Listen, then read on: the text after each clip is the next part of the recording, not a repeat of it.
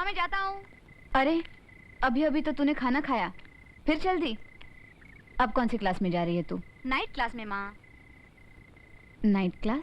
हाँ, अगर night class नहीं जाऊंगा तो कॉलेज में फेल हो जाऊंगा। कॉलेज में फेल हो जाऊंगा तो अपन को नौकरी कौन देगा? नौकरी नहीं मिली तो अपना रोटी पानी का चक्कर कैसे चलेगा? ये अपुन तपुन आऊंगा जाऊंगा क्या लगा रखा है? ये कैसी जबान में बात कर रही है तू? अरे माँ, आजकल शहर की हवा बहुत खराब हो गई है। छोकरी बनकर बात करो तो छोकरा लोग आंख पर आते हैं। और ये अपुन तपुन आयला गैला खल्लास कर डालेगा बाप। बस इतना बोलो तो छोकरा लोग भी छोकरी बन जाता है। इसलिए ये भाषा एकदम करेक्ट है माँ। हर टपोरी समझता है और 2 फुट दूर रहता है। मगर ये बातें तेरे समझ में नहीं आएगी माँ। अपुन चलता है।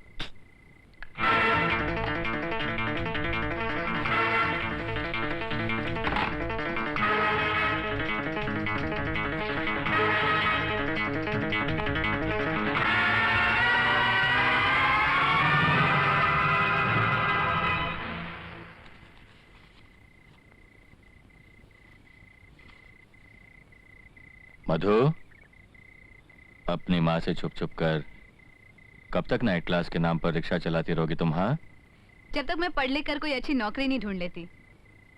मगर हमीद भाई, तुम्हें मेरी कसम है, अगर तुमने माँ को ये बात बताई तो। नहीं बताऊंगा, लेकिन सुन, जब तक तो घर नहीं लौटती ना, दिल में एक डर सा लगा रहता है। डर किस बात का? अभी तो अपन कराटे चैंपियन बन गया है। अब किसी की हिम्मत नहीं है कि अपन के सामने आग भी उठा कर देखे। और ये ड्रेस पहनने के बाद अपन मधु नहीं, मलिया शेट्टी है, मलिया शेट्टी। अरे ये क्या? बंबई में सिर्फ 3 पूरी चलता है, भेलपुरी, पानीपुरी और ये रामपुरी।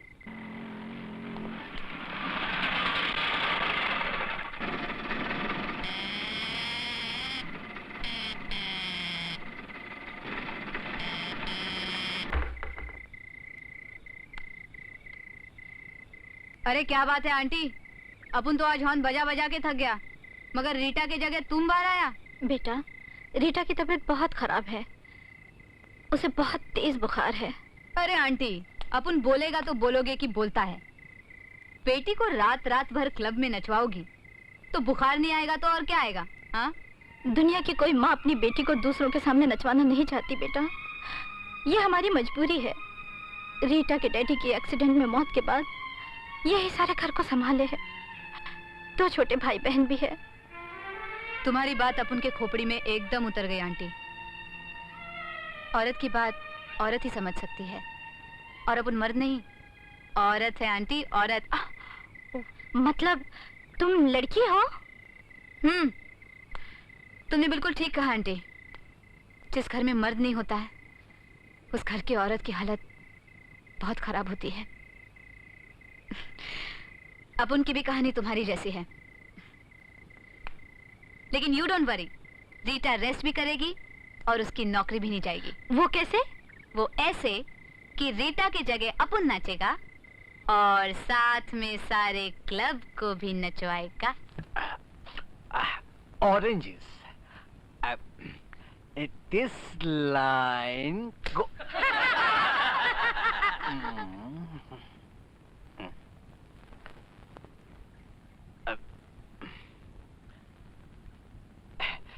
This line goes to the whole.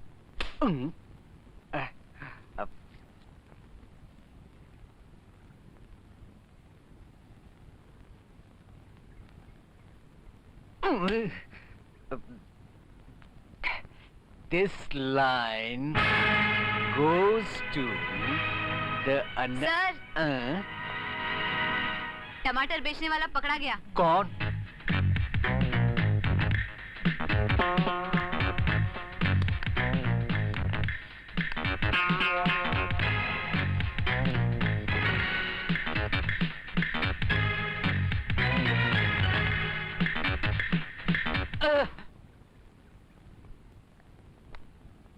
मधु, तुम नहीं जानती मैं कौन हूँ? जानती हूँ, अच्छी तरह जानती हूँ। पैसे वाले बाप की बिगड़ी हुई औलाद हो तुम। क्या यही सब करने के लिए तुम्हारे माँ बाप ने तुम्हें यहाँ भेजा है? जाने दो मधु, ये बहुत खतरनाक लड़का है। ऐसे कई खतरनाक लड़कों को मैंने ठीक किया है सर। ए राजू, भाग के जा, डॉक्टर को बुला। ओ भाई लोग, आप लोग अपने अपने घर जाइए, खतरे की कोई बात नहीं है। क्या हुआ अब्दुल? अम्मी चाचा बेहोश हो गए। क्या? क्या हुआ माँ? पता नहीं बेटी, चौराहे पर आते आते हमीद भाई गिर पड़े और बेहोश हो गए। हमीद भाई? माँ, इन्हें हॉस्पिटल ले जाना पड़ेगा। Heart attack. हमीद भाई को सीरियस हार्ट अटैक हुआ है और उनका इमीडिएट ऑपरेशन करना पड़ेगा, वरना उनकी जान को खतरा है। क्या? देखिए, वक्त बहुत कम है, आप लोग पैसों का इंतजाम कीजिए। कितने पैसे चाहिए डॉक्टर साहब? कम से कम 50,000 रुपए तो लगेंगे ही। डॉक्टर साहब, आप ऑपरेशन की तैयारी कीजिए। मैं कुछ भी करके पैसे लेकर आती हूँ। ठीक है। रिक्शा तो मैं बेच आई माँ, फिर भी 10,000 कम पड़ रहे हैं। एक मिनट।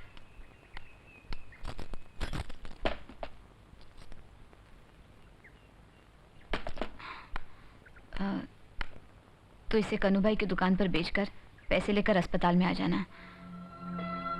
मैं वहीं जाती हूँ। मगर बेटी, ऐसी क्या नौबत आ गई जो तुम्हें ये कंगन बेचने पड़ गए? कन्नू भाई, हमारी जिंदगी संवारने के लिए जिस आदमी ने अपनी जिंदगी दांव पर लगा दी, उस हमीद भाई की जिंदगी से बढ़कर इसकी कोई कीमत नहीं है। मुझे 10,000 रुपए की जरूरत है जो उनके ऑपरेशन में कम पड़ रहे हैं। अच्छा। हेलो, मधु वहाँ है? कौन? उषा बहन? हाँ हाँ, मधु है। मधु, तुम्हारी माँ जी का फोन। हेलो बेटी, हमीद भाई हमें छोड़कर चल बसे। क्या?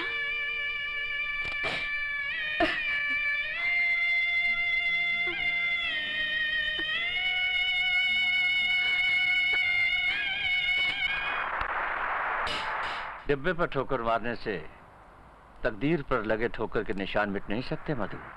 आपकी तारीफ? एसके, इस नाचीज को एसके कहते हैं। तुम्हारी माँ के दिलो दिमाग पर लिखी हुई दर्द भरी दास्तान की एक बंद किताब हूं मैं। बेटी, घबराने की कोई जरूरत नहीं है, मुझ पर भरोसा रखो। मैं तुम्हारी मुलाकात उन तमाम चेहरों से करवाऊंगा जो तुम्हारी और तुम्हारी माँ के गुनहगार हैं। हाँ, आओ आओ मेरे साथ।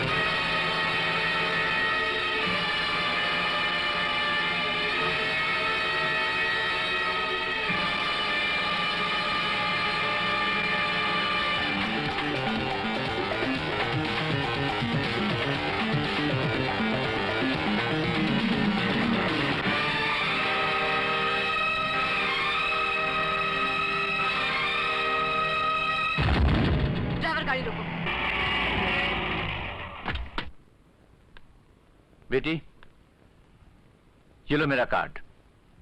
जब भी उस खानदान को बर्बाद करने का तुम्हारा इरादा पक्का हो जाए, मेरा नंबर घुमा देना।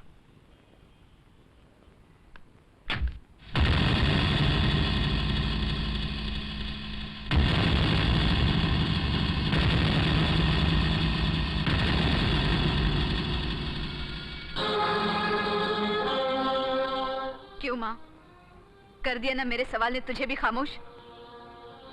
तू जानती है, बचपन से लेकर आज तक दुनिया वाले मुझसे यही सवाल करते आ रहे हैं और मैं भी तेरी तरह खामोश हो जाती हूँ। मगर आज मुझे मेरे सीने में इस जलते हुए सवाल का जवाब चाहिए माँ, जवाब चाहिए।